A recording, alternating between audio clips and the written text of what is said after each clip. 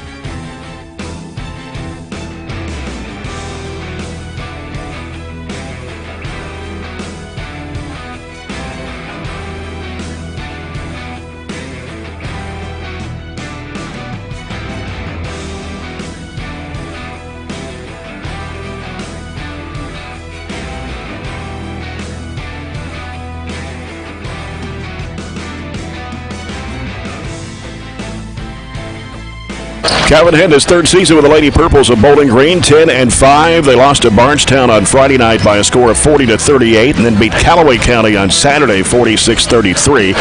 The Lady Purples, only other teams they have played in the fourth region besides Barren County is a district game against Greenwood, which they won by a score of 60-26. Other than that, all the teams have been outside the fourth region. Their other losses have been to Henderson County, 56-51, Clark County, 57-51 in double overtime. Lost to Franklin County, 45-41, and Lebanon, Tennessee, 53-43. Bowling Green is predicted to be the district winner this year in District 14, with South Warren coming in number 2, Warren East 3, Greenwood 4, and Warren Central 5. The Lady Purples, of course, lost their point guard from last year, Taylor Ragland, and their leading scorer, Tiala Brown, who was last year's fourth region runner-up to the Trojanettes, which Barren County, of course, the defending fourth region champions over the Bowling Green Lady Purples. Purples, who were the runners-up, 47-35 at Diddle Arena last year. Breaking down some numbers for you for Bowling Green, they average 52.5 points a game. They give up 42.8 points to their opponents. They shoot 39% from the field. They've hit 51 three-point shots this year, shooting at 31.3%. And they shoot 56.3% from the foul line, and they average 32.6 rebounds a game. Trojanettes are averaging 59.5 points a game, giving up 46.6 to their opponents. And from the field, they shoot 44%. They've hit 66 threes so far this year at 31.7%. And they shoot 64% from the foul line. They average about 25 rebounds a game. The three losses of Barren County have been to Bowling Green here on December the 7th, 64-51. They lost to Elizabethtown, 69-53 on December the 14th. And lost to Anderson County in the Berea Holiday Classic on December the 27th by a score of 56-21. So Barren County comes at 11-3 after a big win, district win Friday night against Glasgow at Glasgow, 67-53 the final. The Trojanettes are on a three-game win streak.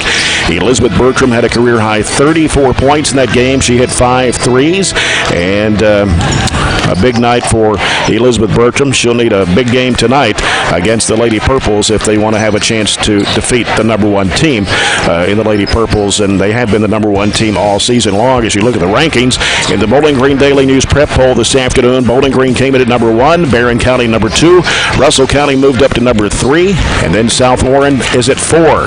Glasgow 5, Warney 6, Greenwood 7, Logan County 8, Franklin Simpson 9, and Russellville at number 10. And in the Cantrell ratings of Lexington Herald leader, Bowling Green ranked number 1, 3 points higher than Barren County.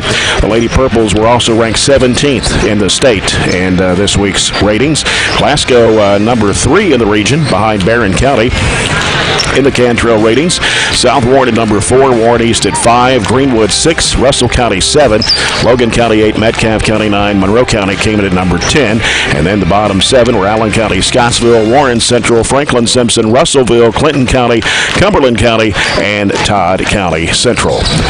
There's some other games on the schedule for tonight as we take a look at the area schedule brought to you by NHC Healthcare Glasgow, carrying it a better way day by day. Big district game tonight in Scottsville between the Glasgow Scotties and the Allen County Scottsville Patriots. Girls will tip off at 6 o'clock with the boys to follow. Monroe County's at Cumberland County tonight. That's a girl-boy doubleheader. Hart County girls are at John Hardin, while the Hart County boys are playing Franklin Simpson in the Kentucky 2A sectional tournament. Also tonight, South Warren girls are at Logan County. The Logan County boys are at Davis County. And some other doubleheaders tonight has Greene County at Metcalfe County, Clinton County at Russell County, and Caverna is at Russellville for a girl-boy doubleheader. Greenwood boys are at Todd County Central tonight. We'll come back with more of a pregame coverage brought to you by Zaxby's. We're in Bowling Green tonight. Trojanettes and the Lady Purples in game 1 of our doubleheader, and you're following Barren County High School basketball, presented by Don Franklin Auto Glasgow on 103.7 Nash Icon.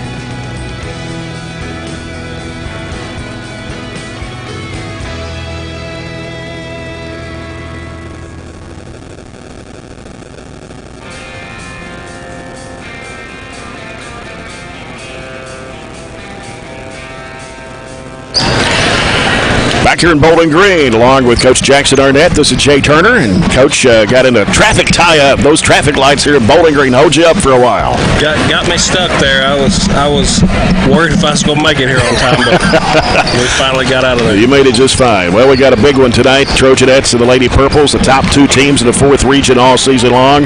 Bowling Green's been rated number 1, and Barren County number 2. The Trojanettes have the top player in the region, Elizabeth Bertram, also the leading scorer in the region. He's averaging almost 20 points a game. Bowling Green, though, has 3 of the top 10 players in the 4th region. Keosden Jones, number 2. Meadow Tisdale, number 7. And Sienna Shelton at number 10. And she's only a freshman, so is Tisdale. And in that earlier matchup, Coach, it was the Lynn Kayla James that had 23 points against the Trojanettes in that earlier matchup, and she really hurt us on the inside. Yeah, she came off the bench and scored, 26 points, and we're going to have to really do something to neutralize her tonight, and I'm sure Coach Lindsay will have a good game plan ready, and if we've got the leading scorer in the region, she needs to be that tonight, because this is a good team, and these are 2 good teams, and they both do things to hurt each other. So interesting matchup.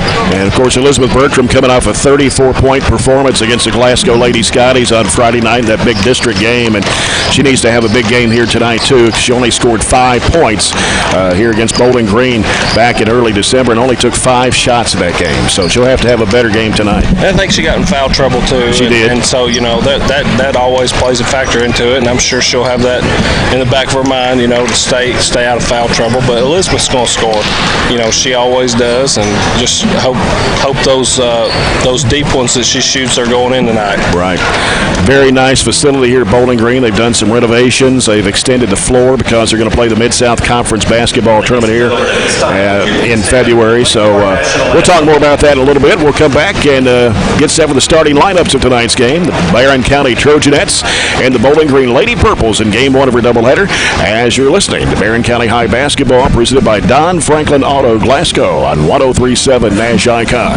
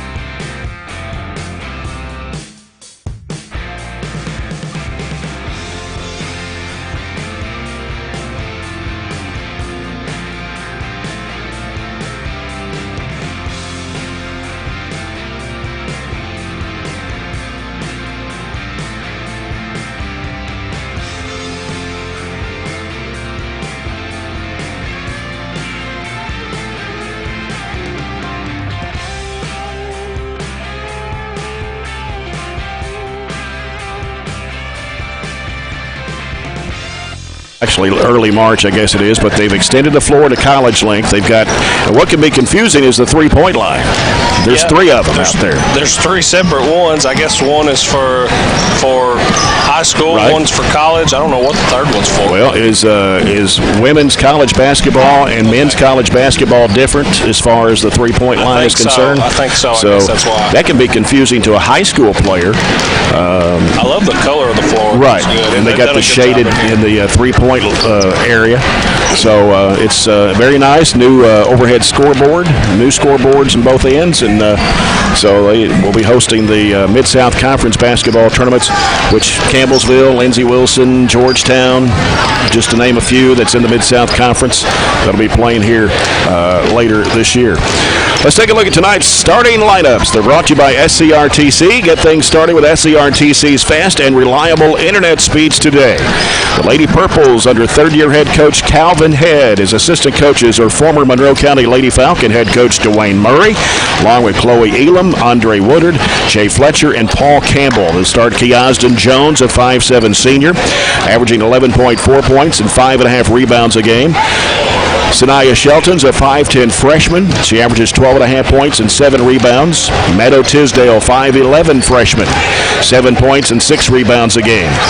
Alana Gurley, 5'8 senior, averages 2.2 points a game. And Emma Husky, a 5'3 sophomore that averages just over 2 points a game for the Lady Purples.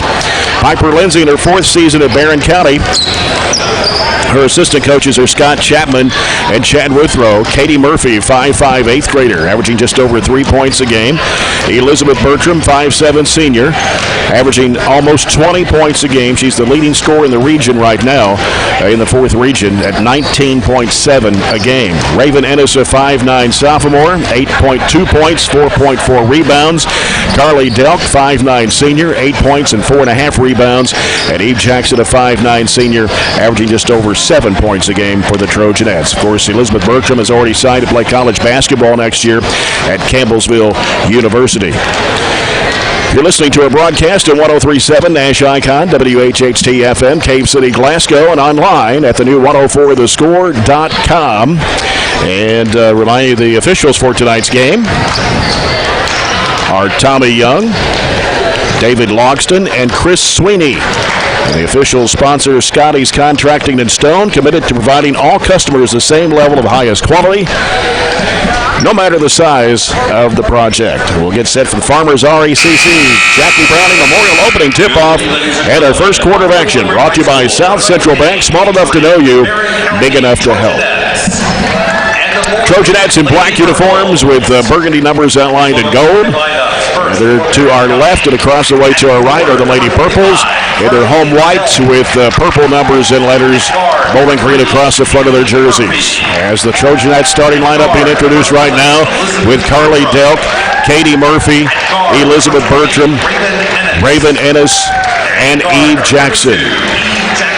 Bowling Green's been ranked number 1 in the region all year. Barren County's been rated number 2 in the region all year. And I mentioned this, Coach, during the pregame that Bowling Green's only played Barren County and Greenwood, teams in the 4th region. Of course, Greenwood's one of their district opponents, but they played Barren County back on December 7th. They haven't played anybody else.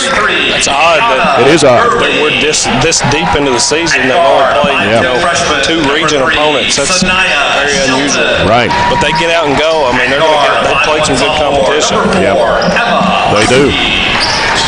And I think we've got more fans than Bowling Green has. I'm sure a lot of people. If you look back behind us here, there's more fans from Barren County than there are from Bowling Green here. Definitely. At a Bowling Green home game. Of course, the Trojans and Purples coming up in Game 2 for a doubleheader tonight, and Bowling Green moved in the number 1 spot of the Daily News prep poll today, ahead of Warren Central. So it's been 1 and 2 between those two all season long, between Bowling Green and Warren Central. Barren County was rated 5th in the Daily News prep poll, and 8th in another poll, I think it was. Maybe 5th in the Cantrell, 8th in the Daily News prep poll today. Barren County moving left to right here in the first half. Bowling Green coming right to left. Raven Ennis in the jump circle for Barren County. Bowling Green's Meadow Tisdale. And we are set to go, and the tap going to be controlled by the Trojanettes as Bertram will leave it off with Katie Murphy to set it up. Murphy getting guarded out there by Shelton. Goes left side to Ennis. Ennis to Delk, right the key. Going to fire up a long three and short. And rebounded there by Bowling Green. It's Jones. Second pass picked up by Carly Delk. Here's Bertram with the basketball on the left side. Picks up her dribble, fires it down in there to Delk, kicks it back to Bertram, left of the key.